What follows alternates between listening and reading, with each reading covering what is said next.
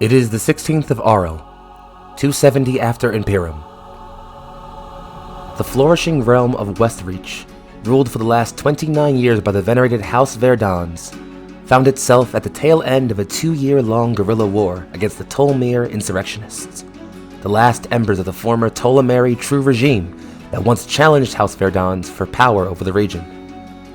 Having quashed the last holdouts of major insurrectionist soldiers and sympathizers throughout the northwestern coastal area of the region, Ranger General Ergorn Tolemiri was marching his small regiment back towards the castle capital, having received word from High Emissary Fane Hemlock via messenger pigeon that the matron of the house, House Vairdans, required his and the rest of the High Council's presence. The Ranger General had made plans to rendezvous with her and Lydia Evermore, House Historian, and commence a parade into the city.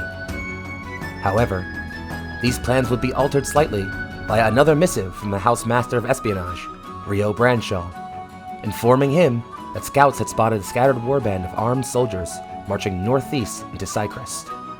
Most interestingly, they were being led by Ergorn Tolemiri, last son of the Tolemiri line, and a well-known leader of the Tolmir Insurrectionists. Ergorn's reaction was swift. Tolemiri's death and the destruction of this warband would surely mean the true death of the insurrectionist movement, ensuring no more of the long war. Thus, he dispatched a group of 360 Westland Spear Infantry, accompanied by 130 archers, and a detachment of 180 of the finest Westland Knights under his command. This force was led by Rene Ducali, an infantry sub-commander who had earned a great deal of renown during the coastal campaign. As Ducali's detachment swiftly shifted its marching orders up the River Altez, rushing to meet the outnumbered insurrectionist force, Ergorn received word of this and quickened his group into a near-forced march, quickly crossing over into Cyprus and making a steady camp just across the River Armir. Here, the erstwhile Tolemiri claimant met with the remaining veterans amongst the tired group, before quickly deciding that the oncoming Vairdani force would not simply rest on the other side of the river and let them escape to Metri lands. Rallying the 210 melee infantry and 100 archers at his command, their morale was lifted by the arrival of a caravan guarded by the Metri family. With the last of his regime's once vast treasury, Ergorn hired the aid of the 200 caravan guard guiding the wealth-loaded wagons, gaining him a potent force of skirmish cavalry. As his troops assembled themselves on one side of the northern passage between Tolmir and Cyprus, the Dashem bridge, the scouts would arrive in the early afternoon to inform him that his assumptions had been correct. Ducali moved her infantry into a wide line as they approached the bridge, having assumed the insurrectionists would favor a battle on the confined terrain of the wood and stone structure as opposed to the open plains on either side. Her archers centering behind the line, she instructed her knights to hold the western flank, while she herself fell in line with the spears on the left flank.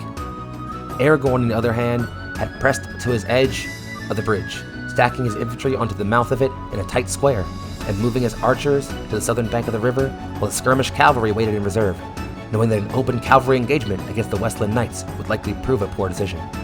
Here, nearing the bridge, Ducali ran into the problem she expected to face during this battle, but had planned for. Despite her superior numbers, only roughly half of the Vairdani infantry could make their way into a pitched melee with the insurrectionists, while being subjected to a barrage of arrows from their archers, though these quickly shifted into a ranged duel as the Vairdani archers began to fire on them in turn.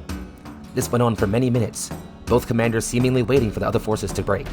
This, however, was when Vairdani knights decided to make their move.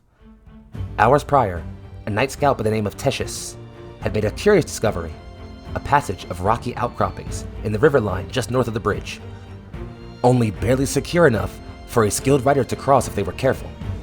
Thankfully for the Westland Knights, they were quite skilled riders.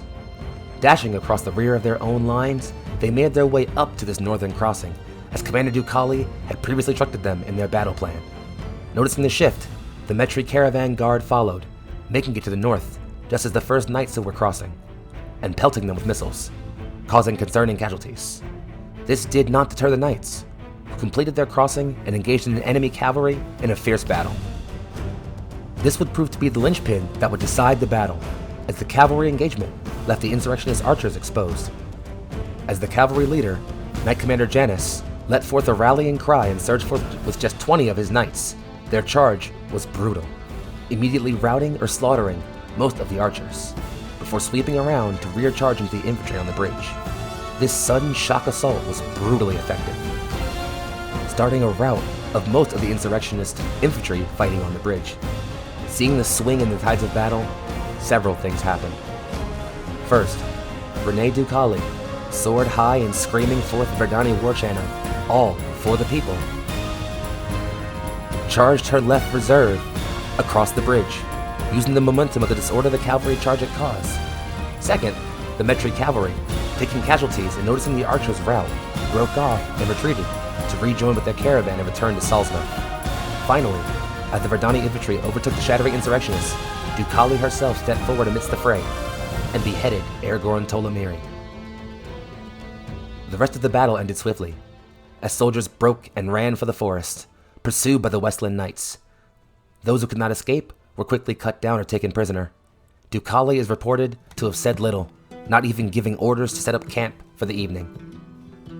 Instead, she simply called for her horse and bid her troops to eat well and resupply before marching south towards the small river town of Shorset, ready to rendezvous with the assembling High Council and make their way in victorious parade towards the castle capital of Westreach.